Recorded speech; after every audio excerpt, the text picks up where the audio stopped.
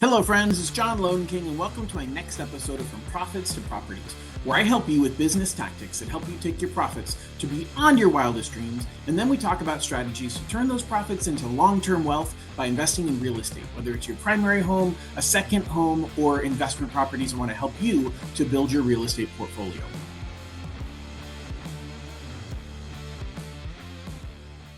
So I've spent a lot of my recent episodes talking about business topics, talking about AI, and not talking as much about the property side. So I'm going to switch that up today. We are going to specifically talk about properties and home ownership. And I'm going to talk about the myth of first-time home buyers, and they are the only way that you can get zero down payment. In other words, most people think that unless you're a first-time home buyer, you've got to come up with a very big down payment. And here's the deal. That just isn't true. Okay. So being a first-time home buyer is, first of all, kind of a tough thing to define because there's lots of different definitions. In general, first-time home buyers mean you actually haven't owned a home anytime in the last 3 years. So if you've been more than 3 years since you sold a house, since you've owned a house, in most cases, you're considered a first-time home buyer anyway. But here's the deal. You don't have to be a first-time home buyer to get zero down payment. There are lots of ways to buy a home with zero down payment, even when you're not a first-time home buyer. Now, by definition, a lot of people say, well, John, zero down payment means I'm doing 100% financing on the property that I'm buying. But there's creative ways to look at this. So yes, there are programs, even when you're not a first-time home buyer, that you can buy a home and get 100% financing. USDA is one of them. There's a program through the state of California that allows us to do down payment assistance to loan you 100% of the purchase price, even if you're not a first-time home buyer. Those programs require that you don't own suitable housing currently. So for some people, I have a client right now who's in a position where they own a home, they're trying to sell the home, and they can't get the home sold in time to close on the purchase of the next home, and they don't want to lose that next home. And so for a lot of people like that, we have to get more creative because they do own suitable housing. And so you can't do a zero down payment program in the traditional sense. But that's where thinking outside the box and having someone like me who understands these programs can make a world of difference. All too often, people are struggling and saying, I don't know what to do. I don't know where to turn. I don't know how to accomplish this. And the biggest challenge is they don't know who is the right person to talk to. So there are programs that allow us to pull the equity out of your current home even before you've sold that home. And we can do that without having to qualify for the payments on that home that you're selling. So think about this. You've got a home that you own right now, and you've got a $2,000 a month mortgage payment, and you want to pull out some of the equity to put the down payment so you can buy the next house with zero down payment. The problem is you're probably going to have a $500 to $1,000 a month payment for that equity that you're pulling out, plus the $2,000 that you're paying for the monthly payment on the current first mortgage. But I've got a program that allows you to take that money out of the property and have no payments on that extra equity that you're pulling out. Part of the money that we're pulling out of that property actually pays for the monthly payment on the house that you're moving out of, so that you have zero concern about that property. And this program gives you 6 months to sell the property. So you've got 6 months to not have to worry about the payment on that house that you moved out of.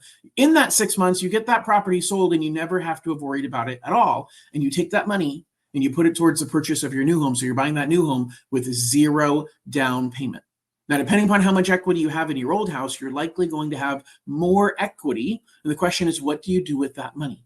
Because once you sell the old house, now you have to decide, well, wait a second, I've still got now this extra 50 grand that I couldn't tap into before that I now want to put towards my new house payments. And you for sure can do that. The question is, should you?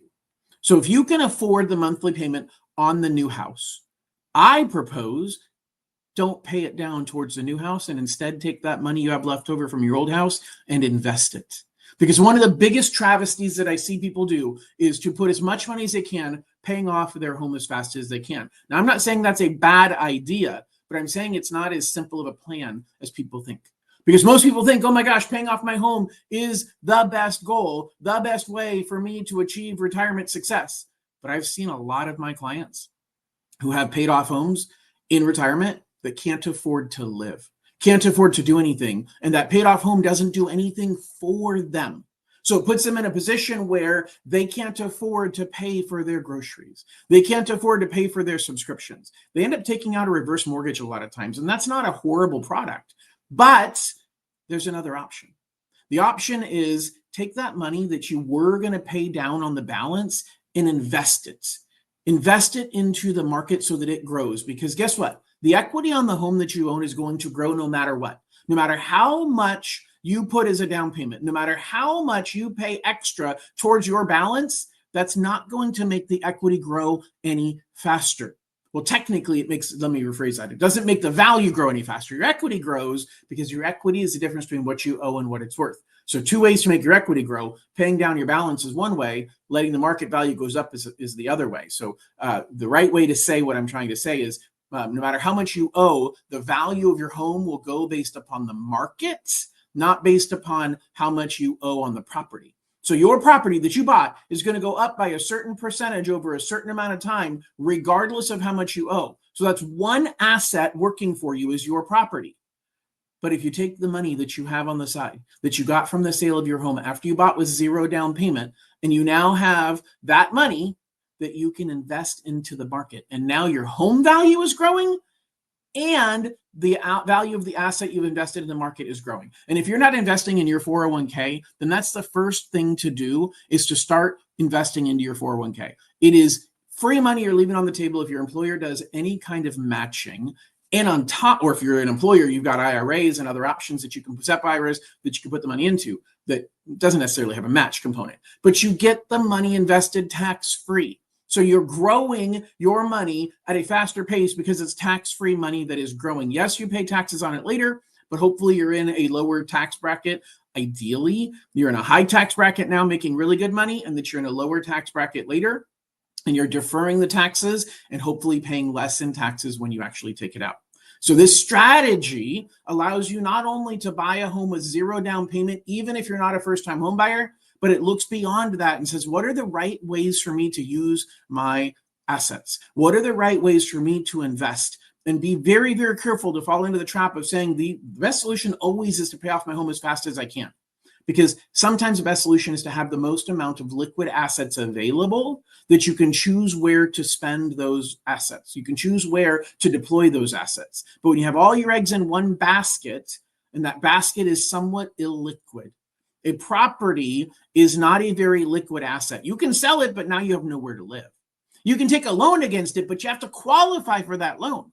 You've already qualified for the loan. Why not just make the payment and you get a better tax write-off? Because now you can write off the interest that you are paying on the property. And based on the big, beautiful bill that our current administration passed back in July, the state and local tax deduction is no longer capped at $10,000.